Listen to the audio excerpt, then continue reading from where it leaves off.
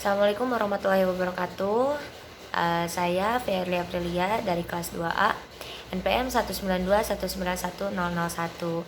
Nah, kali ini saya akan memaparkan materi dari mata kuliah teori belajar mengajar motorik. Nah, materi sekarang yaitu proses belajar gerak dengan kondisi belajar gerak. Nah, dalam proses belajar gerak ada 3 tahapan yang harus dilalui oleh siswa. Jadi 3 tahapan ini untuk dapat mencapai tingkat keterampilan yang sempurna. Nah, 3 tahapan belajar gerak ini harus dilakukan secara berurutan. Jadi karena tahapan belajar prasyarat tahap ketiga, belajar ketiga. Nah, apabila ketiga tahapan ini tidak dilakukan oleh guru ketika melakukan pengajaran dalam mata pelajaran pendidikan jasmani, maka guru tidak boleh mengharap banyak dari apa yang selama ini mereka lakukan, khususnya untuk mencapai tujuan pendidikan jasmani yang ideal. Nah, dari 3 tahapan yang tadi, yaitu yang pertama ada fase kognitif. Nah, fase kognitif ini merupakan tahap awal dalam belajar gerak. Nah, definisi di sini pelajar berusaha untuk memahami bentuk gerakan yang dipelajari. Kemudian mencoba untuk melakukan berulang-ulang. Nah, pada fase ini aktivitas kognitif atau aktivitas berpikir masih menonjol karena harus berusaha memahami bagaimana bentuk gerakan dan harus bagaimana melakukannya. Nah, pada saat pelajar mencoba berulang-ulang, gerakannya masih sangat dipengaruhi oleh pikirannya. Ia berusaha menampilkan bayangan gerakan yang ada dalam pikirannya ke dalam gerakan yang nyata. Nah, pada awalnya seringkali pelajar masih mengalami kesulitan. Namun dengan cara berulang-ulang, pelajar mampu melakukannya dengan bentuk gerakan yang makin menyerupai. Jadi menyerupai gerakan yang dibayangkan oleh pikirannya. Nah, itu adalah fase kognitif. Yang kedua adalah fase asosiatif. Jadi fase ini merupakan fase kedua dalam belajar keterampilan yang membatasi antara fase kognitif dan fase asosiatif adalah dalam hal rangkaian gerak yang bisa dilakukan oleh pelajar. Nah, pada fase asosiatif pelajar sudah sampai pada taraf merangkaikan bagian-bagian gerakan yang bagian gerakan-gerakan keseluruhannya. Nah, pada fase asosiatif ini dengan cara melakukan rangkaian dengan cara melakukan rangkaian gerakan berulang-ulang, penguasaan atas gerakan akan semakin meningkat. Jadi peningkatan penguasaan atau keterampilan ini akan nampak padahal gerakan semakin lancar, makin sesuai dengan kemauannya, atau makin sesuai dengan bayangan gerakan yang ingin dilakukan. Jadi kesalahan gerakan semakin berkurang dan semakin konsisten, dan pelaksanaannya pun akan semakin halus. Nah, dari fase ini ada fase yang terakhir, yaitu fase otonom. Jadi fase otonom ini merupakan fase akhir dalam pembelajaran keterampilan gerak. Pada fase ini pelajar mencapai tingkat penguasaan gerakan yang paling tinggi. Jadi pelajar bisa melakukan rangkaian gerakannya itu secara otonom dan ataupun secara otomatis. Nah, gerakan ini dilakukan secara otonom artinya bahwa pelajar mampu melakukan gerakan keterampilan tertentu walaupun saat bersamaan ia harus melakukan aktivitas lain. Jadi gerakan yang otomatis adalah gerakan yang bisa dilakukan secara otomatis, adalah gerakan yang bisa dilanjutkan seperti yang dikehendaki walaupun ia tidak memikirkan unsur-unsur bentuk-bentuk gerakan yang ingin dilakukan. Jadi misalnya pada pemain sepak bola yang sedang mendribbling bola itu, begitu ia mengamati bahwa bolanya akan direbut oleh lawan, maka secara otomatis dia akan menjauhkan bola tersebut, baik itu dengan cara mendribbling lebih cepat juga dengan cara melakukan pembelokan bola.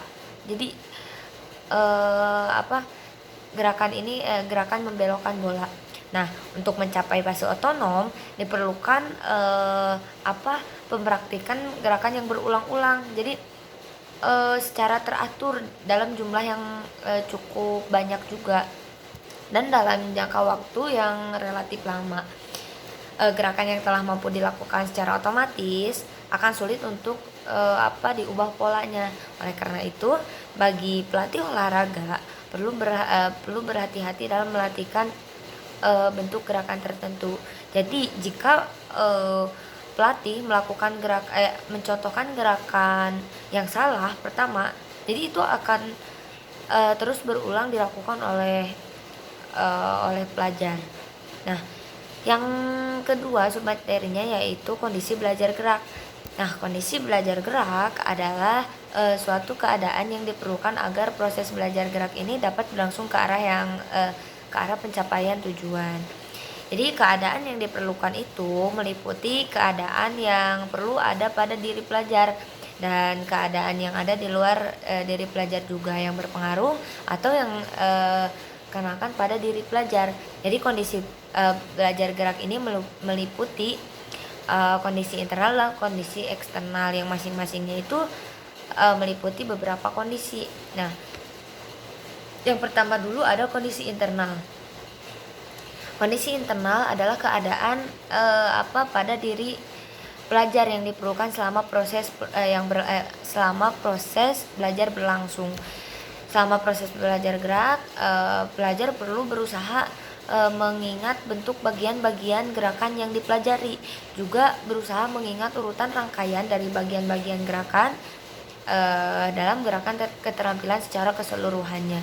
Jadi si siswa itu harus mengingat bentuk bagian-bagian gerakan yang dipelajari.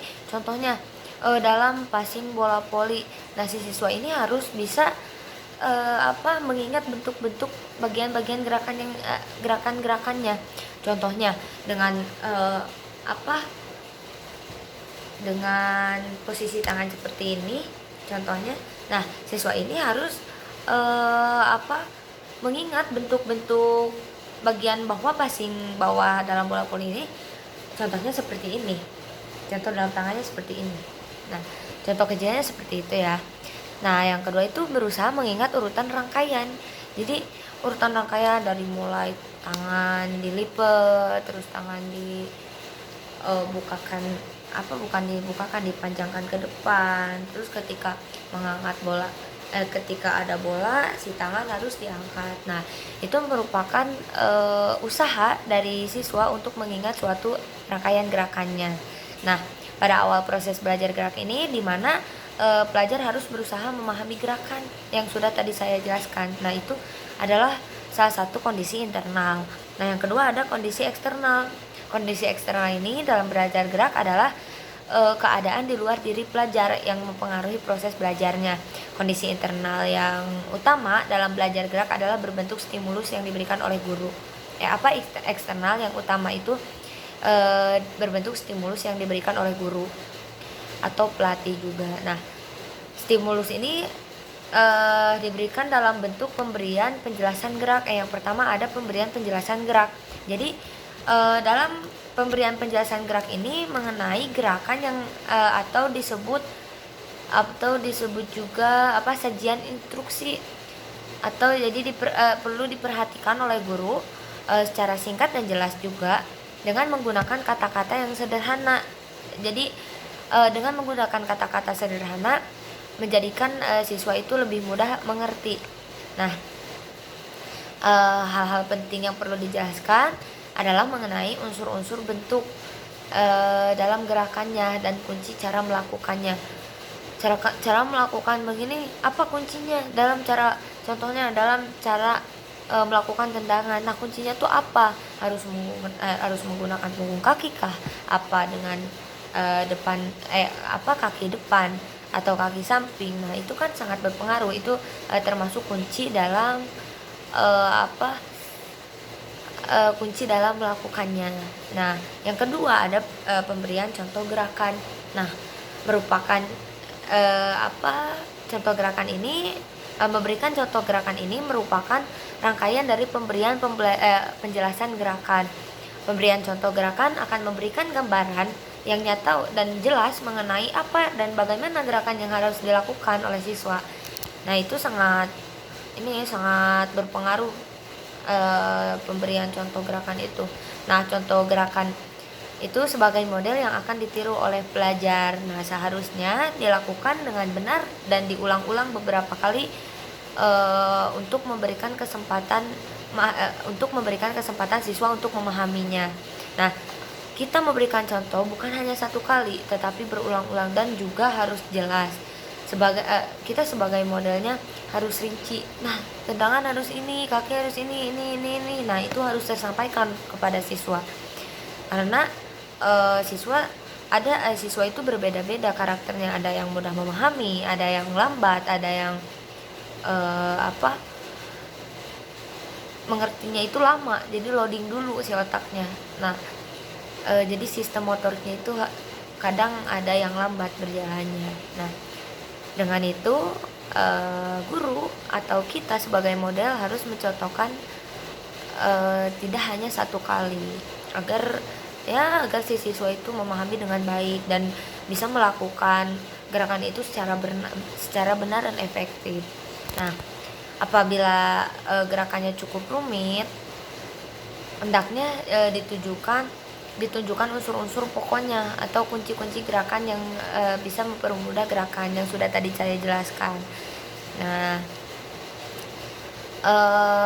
apa lagi ya?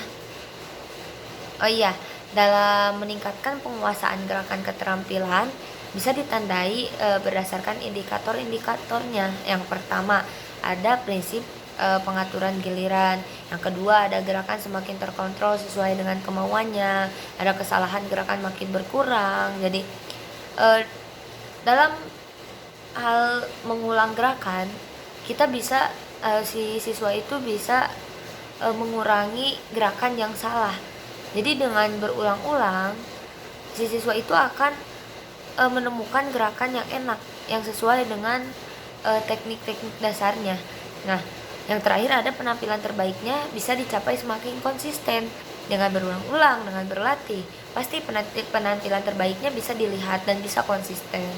Nah, agar peningkatan penguasaan keterampilan ini gerak bisa dicapai secara optimal, perlu dilakukan pengaturan kondisi praktek yang baik.